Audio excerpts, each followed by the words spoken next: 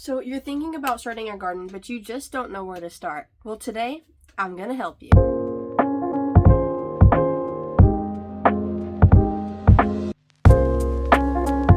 Hey guys, welcome back to my channel. If you're new here, welcome. My name is Katya, and if you're not, welcome back. Thank you so much for being here.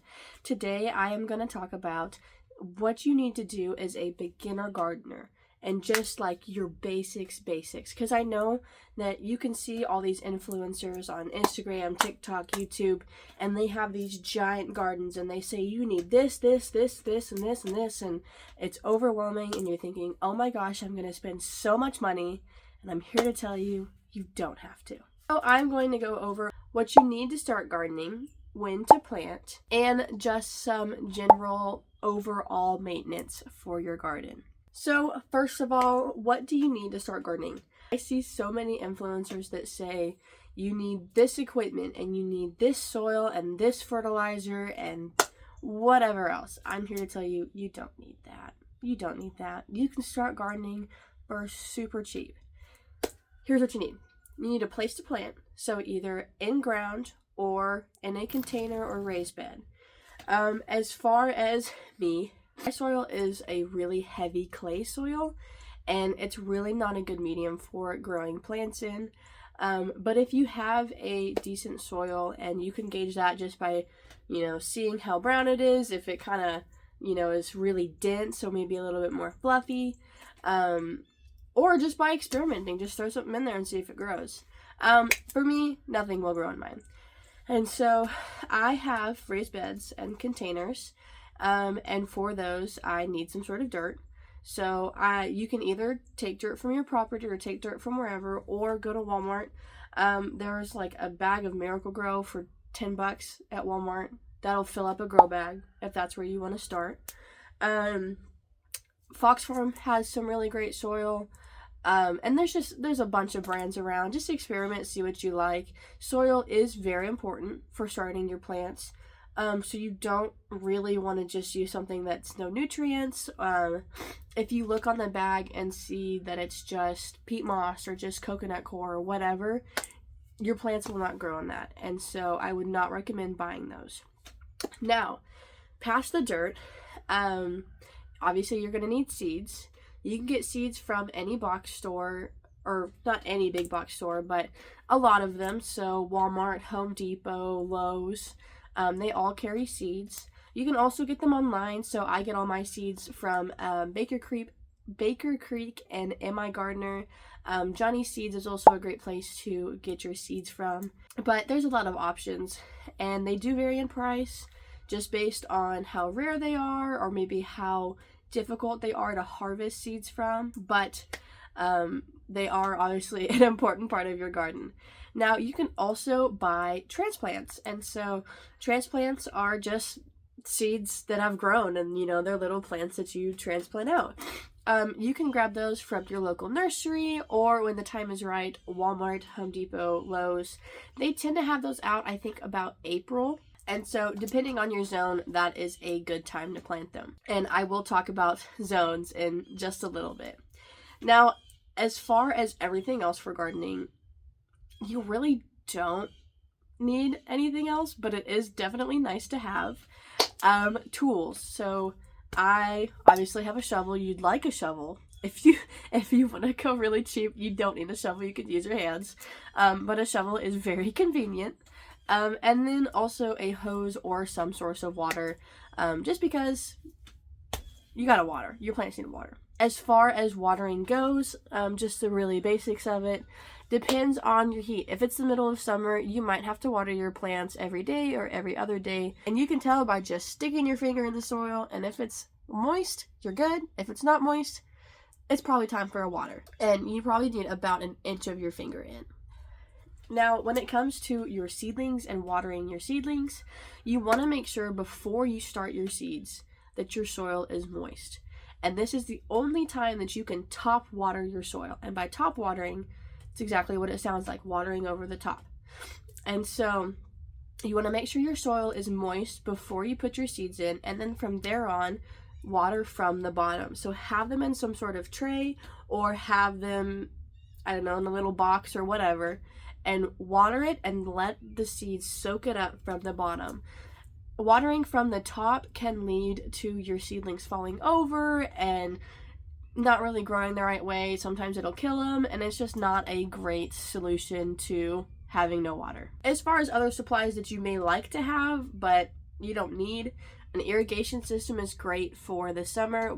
We bought ours, or I got it as a Christmas gift actually, and we're gonna have ours set up for this coming summer. We didn't actually have one last year and it kind of sucked, but we'll have an irrigation system. You can also very strongly benefit from fertilizer or compost. You can get both of those from big box stores, again, Walmart, Lowe's, Home Depot, and online, just the same areas. And some sunscreen. You probably would like some sunscreen. Now, as far as starting seedlings go, it depends all on your zone. You have two options. One option is after your last frost, going out and planting your seedlings just directly in the ground. This is a great option for beginners because you don't have to start anything early or inside and worry about all those starting dates. However, it will take a little bit longer to get a harvest out of those plants, and if you have a short growing zone, which I will explain in a little bit, then it might not be the best option for you, and you might want to go with transplants that you can buy from Walmart, Home Depot, wherever. Now, if you want to do the second option, which is the option that I do, and start your seeds indoors, it is a little bit more complicated, and here's where we're getting to our zones and our last frost date and whatnot. So when you are starting your seeds, they need a certain amount of time to grow in their little seedling blocks before they are able to plant outside, before they're big enough and strong enough to plant outside. If you plant seedlings out that are too small and not quite ready, then the odds of them getting transplant shock, which is basically where they just get planted and the sun's too hot or the temperature's not right, or something could be very mild and they'll still die. The odds of them dying are very large. So it's best to start each seeds indoors at a certain time. And so I recorded last night actually a quick fire of a lot of seeds that you can start early, so I will have that now. Now you can find your last frost date online. Just look up your city and last frost date. So if I was living in Houston, Texas, I could look up Houston, Texas last frost date, and whatever it pulls up, I know that is my last frost date. Normally I like to give it about a week after it says, and make sure that forecast is looking all good before I plant my items out and plant my seeds out. But generally that's going to be the time that you are able to use what to plant and when to plant it based on your last frost date. So your super hot peppers are going to want to do 8 to 12 weeks before your last frost. Your sweet and normal hot peppers, you're going to want to do anywhere from 8 to 10 weeks before your last frost. Tomatoes, you're going to want to do 8 to 10 weeks before your last frost. Squash and melons, you're going to want to do 4 to 6 weeks before your last frost. Eggplant, you're going to want to do 8 to 10 weeks before your last frost.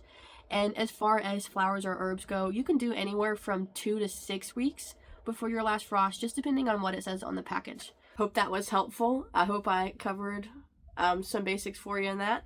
And then as far as direct sowing in ground, there's still some plants that you just want to direct sow all the time. You don't want to transplant them, and that's going to be your root crops. So your carrots and your beets and your radishes. And then there's some that just don't like being transplanted. So your corn, you can transplant, but it might damage the plant. They have tap roots. Or peas and beans don't necessarily like being transplanted either. All right, so let's talk about maintenance. Maintenance is my probably favorite part of this process, just because you already have stuff out in the garden, you're already done with it, or done with starting it, and it's exciting to kind of see your plants grow and then eventually have fruit on them. And so as far as maintenance goes, it varies from plant to plant, but I, at least my first couple of years, had success using a general cover of maintenance for my plants, and that was going to be watering every other day, especially in the summer when it's hot, and watering in the morning.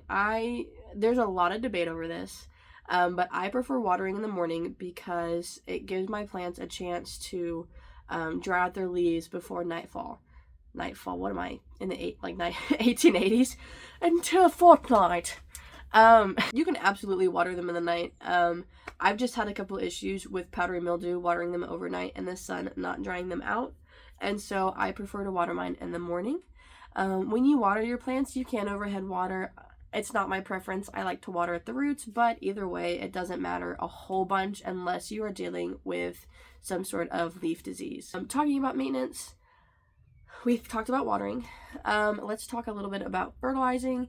Something that you don't have to do if it seems really complicated, but it will definitely help your plants. Having a good 4-4-4 fertilizer, which just means, so 4-4-4 is going to be our NPK ratio, which is our potassium, nitrogen, and phosphorus. I had the letters backwards, but NPK is nitrogen, phosphorus, and potassium, all things that our plants need to grow. And so giving them kind of just a general, fertilizer, a general help will definitely help boost their growth.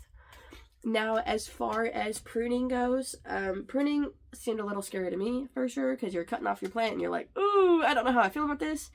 And so a really basic is, if it's dead or if it's diseased, it's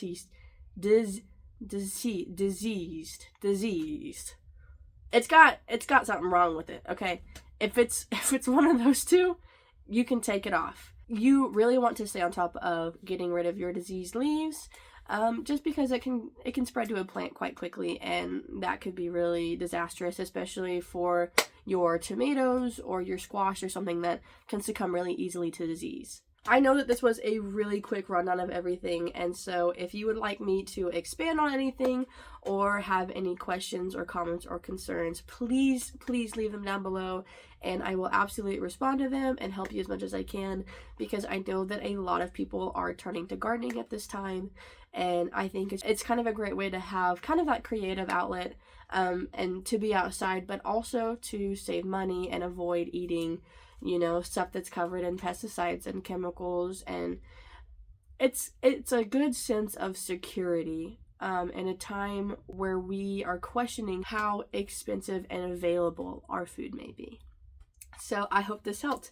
If you like this little bandana I'm wearing, or just enjoy crochet stuff in general, or just want to support my channel, I have an Etsy shop down below, linked in the description, where you can find this and stuff just like it. And please remember to leave a like and subscribe. And until next time, happy gardening!